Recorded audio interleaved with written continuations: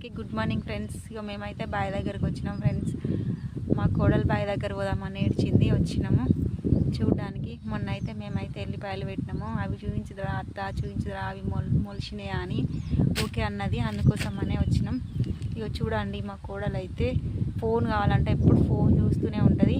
అన్నం తిన్నా ఫోనే, మొన్న పని చేసినా ఫోనే, ఫోన్ ఇవ్వకపోతే ఏడుస్తూనే ఉంటుంది. చాయ్ తాగినా కూడా ఫోనే, చాయ్ తాగుతుంటే ఫోన్ చూసుకుంటూ బిస్కెట్ తినుకుంటూ చాయ్ తాగుతుంది కదా ప్రిన్సీ.